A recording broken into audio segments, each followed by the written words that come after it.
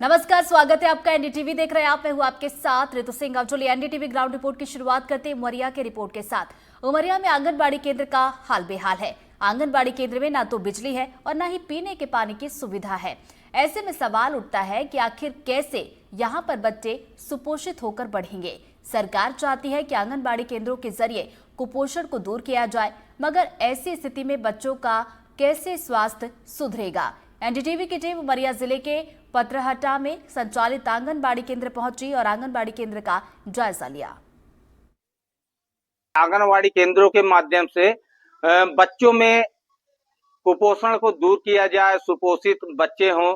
आंगनवाड़ी केंद्रों के माध्यम से उन्हें अच्छा पोषण आहार मिले, जिससे उनकी शारीरिक मजबूती क्षमता बढ़ सके। लेकिन यहाँ उमरिया जिले में कई ऐसे आंगनवाड़ी केंद्र हैं जहाँ ना तो पानी है और ना तो बिजली है, मतलब बुनियादी सुविधा भी नहीं है। इसके अलावा जहाँ पे ये आंगनवाड़ी केंद्र है वहाँ की दीवारें जर्जर अवस्था में है, भवन जीर्ण शीर्ण है।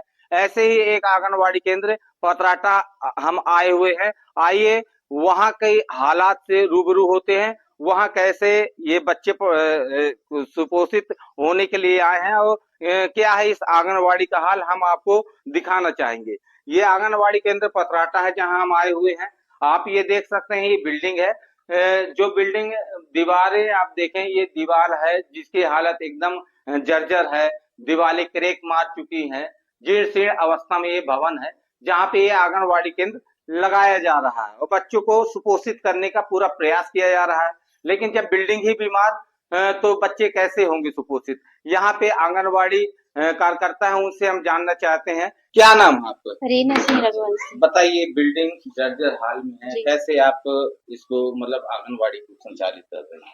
जी सर, आप आए हैं, स्वयं ही देखिए कि हमारी आंगनवाड़ी पूरी तरह से जर्जर अवस्था में है। अब चूंकि सरकार की मंशा है, जैसे भी हमको स्थान देते हैं उसी स्थान पर हम कार्य करते हैं। चूंकि बच्चों को बैठाने लायक नहीं है, जब आंधी आती है ना तो ज्यादा बहुत डर लगता है, क्योंकि चारों साइड आप देख लीजिए खिड़कियां भी टूटी हुई हैं।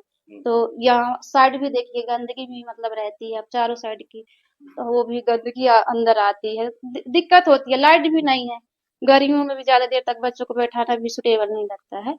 और जब ये बच्चे आते हैं आंगनवाड़ी तो इनके माता पिता जो होते हैं उनको भी चिंता बनी रहती है? हाँ, बराबर बनी रहती है। बोलते भी हैं कि आपकी बिल्डिंग बहुत चिटकी हुई है।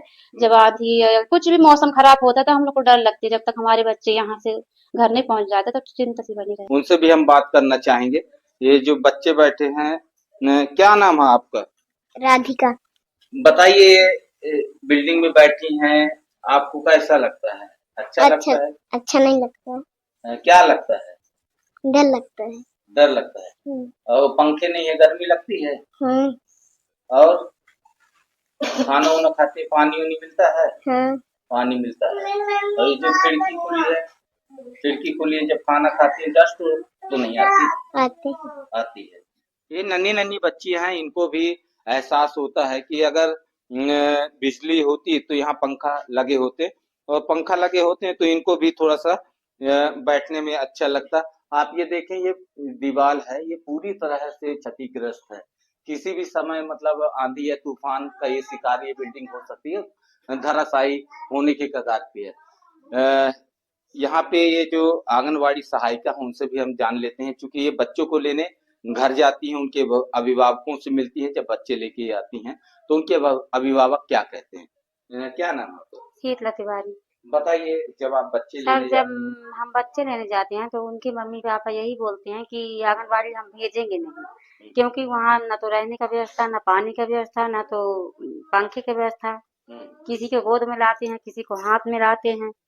अब पूरी दीवार चिटकी हुई है। हमने जन सुनवाई में भी दिया है, ग्राम सभा में भी दिया, कोई नहीं सुनता हमारा। आप ये देख सकते हैं कि ये खिड़की है, ये खुली हुई है, और पीछे आप ये देखें पूरा डस्ट है, कचड़े का अंबार लगा हुआ है, और स्मेल बदबू भी यहाँ आती है आंगनवाड़ी केंद्र में। जब ये बच्चे भोजन करते होंगे तो उनके मन में क्या बीतती होगी, कैसा लगता होगा, ये जिले में बैठे आला अधिकारी ही तय कर पाएंगे। और इनको सुव्यवस्थित तरीके से आंगनवाड़ी केंद्रों में बैठने को मिलेगा, और यहाँ का मेंटेनेंस कार्य हो या अन्य नई आंगनवाड़ी केंद्र इन्हें उपलब्ध कराई जाए, जिससे कि ये अपना काम अच्छे से कर सके।